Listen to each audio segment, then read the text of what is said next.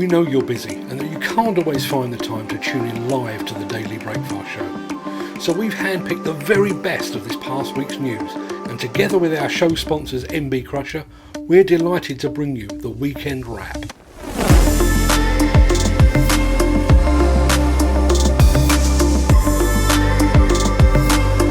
In this week's episode, Kobelco swims upstream at a Norwegian salmon farm.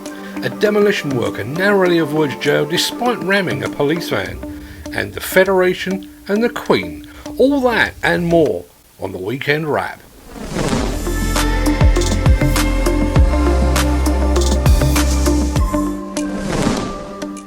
I realise that this show is supposed to be all about demolition and construction equipment, but based on the level of views and the positive comments it received, there is also a bit of an appetite for the occasional history lesson. On Friday last week, that lesson related to the US. Today's history lesson, however, comes from a lot closer to home. It comes from right here in the UK. On the 31st of August 1997, Princess Diana, the self-appointed Queen of our Hearts, was killed in a car accident in France. Despite an unprecedented outpouring of national grief, it would be almost a week before the real Queen saw fit to return to London from her holiday home in Balmoral, Scotland. Her refusal to fly the Union flag at half-mast over Buckingham Palace and her refusal to cut short her vacation saw the Queen perceived as out of touch, cold and unfeeling. The British public are anyone's for a long weekend and a street party, however, so this was largely written out of history before the Golden and subsequently the Platinum Jubilee celebrations. But the Queen was apparently very nervous when she eventually returned back in London on the 5th of September 1997, the day before Princess Diana's funeral. According to at least one royal correspondent, the first thing she would have heard as she went walkabout among her subjects gathered outside the gates of Buckingham Palace was not the usual cheers, but the words, "About bloody time." That entire scene will be recreated this week, only there will be no deceased princesses, no floral tributes, and no walkabouts. It will be reenacted with the Competition and Markets Authority investigation in the role of Princess Diana. The members of the NFDC are cast as the British public. The NFDC itself will appropriately play the Queen, aloof and distant, out of touch with its subjects, and seemingly more focused upon self-preservation. The venue will be markedly different too. While the Queen faced her public at the gates of Buckingham Palace, the NFDC will face its public in the Midlands, the venue for a meeting of the Midlands and Welsh region. It's an appropriate location. The Midlands region includes Birmingham, the UK's second city. It is also home to some very good and widely respected demolition contractors. AR Demolition, Armac Demolition, Coleman and Company, Total Reclaims, and of course the company of the incumbent NFDC president himself, William Cowalden. It is also home to the only demolition contractor from outside of London to be named by the CMA, DSM Group. Assuming that a representative from Demolition's answer to Balmoral Castle, Resurgam House, does deign to attend the meeting, they can expect a reception. They can expect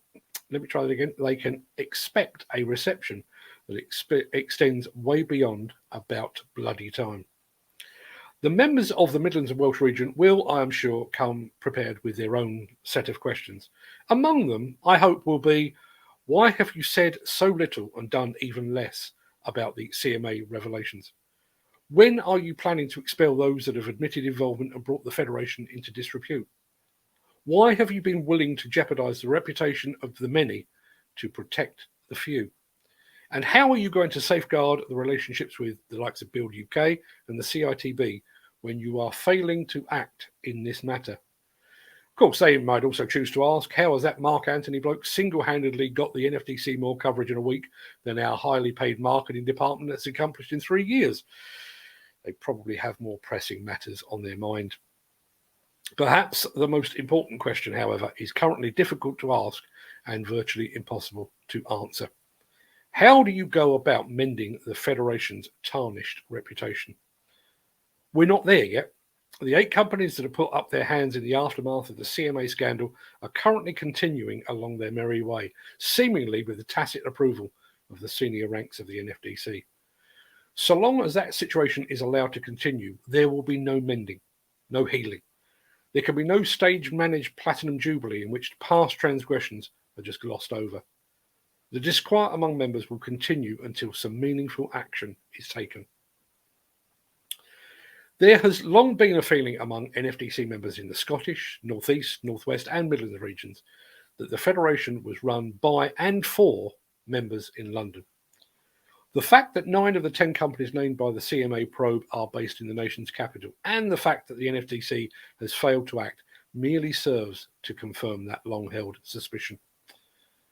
So where does all that leave us, and are there any lessons we can learn from history and from the Princess Diana saga? Well, there has certainly been a move over the years to make the royal family seem more in touch, warmer, less distant. There's been a marked modernisation, a notable step away from tradition and an eagerness to engage with the modern world. There's been a move to push the younger and more dynamic royals to the fore. But it all began when the Queen returned to London on the 5th of September 1997, the day before Princess Diana's funeral. Her return was long overdue, but it demonstrated an admission that she'd got it wrong, that she'd misjudged the mood of the nation. The hope now is that the members of the NFDC's Midlands and Welsh region can convince the NFDC to relent in a similar manner. And perhaps it's worth reminding them what the great philosopher Spock once said. The needs of the many outweigh the needs of the few. Or the one.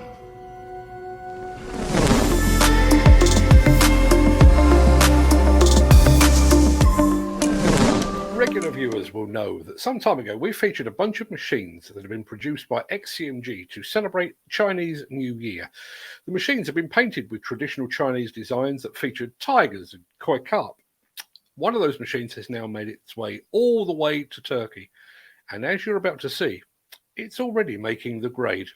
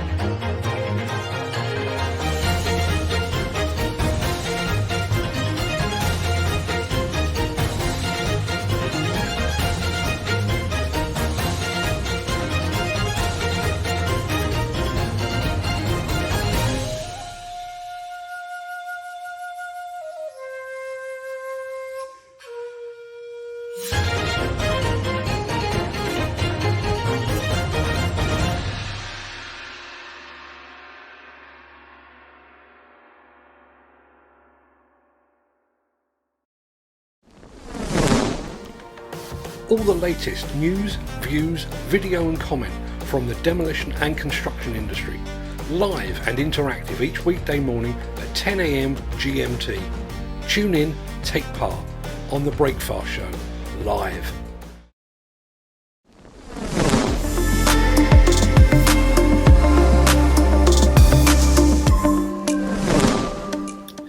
As I said just now, Annex Story also has links to the NFDC, albeit this time a little more tenuous. A demolition man drove into oncoming traffic on one of Liverpool's busiest roads and ran a police van during a 30-minute chase with officers.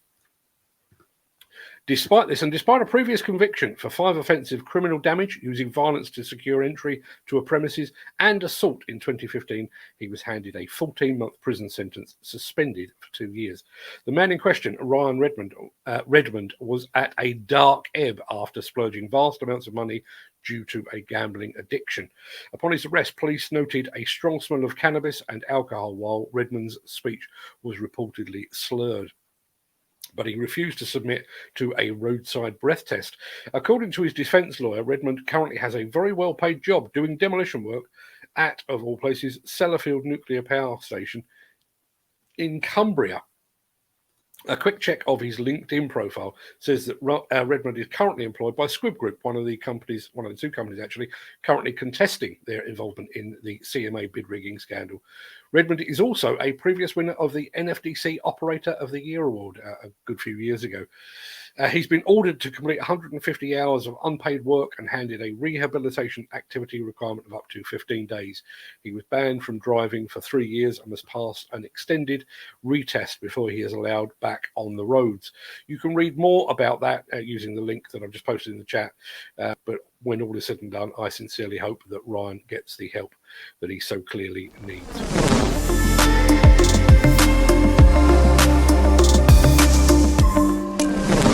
Lots of comments on the camera quality today. No idea why that is. This is exactly the same setup as it was yesterday, which was absolutely fine. Today it's decided to freak out. There we are. You know those gas holders? Horrible metal monstrosities that are a corroding blot on the nation's landscape. Well, it turns out they build them rather differently in Sweden. It turns out they dismantle them rather differently as well. So come and hide with me. Hide with me, hide with me. Come and hide with me, hide with me, hide with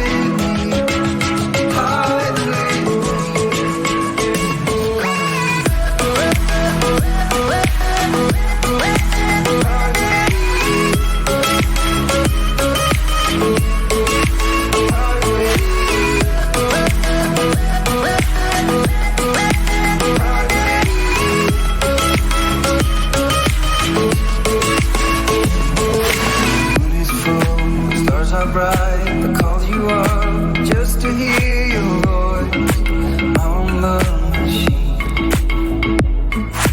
Nothing will be like it was, but you will always be my first choice, just as it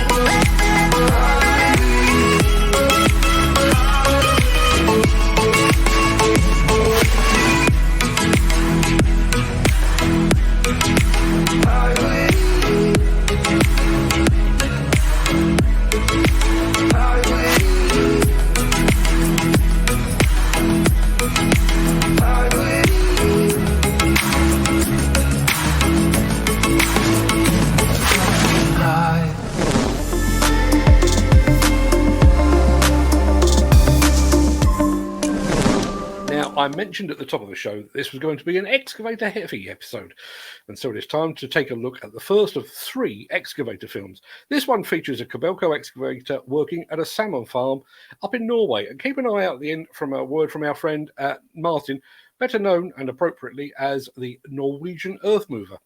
Let's have a look.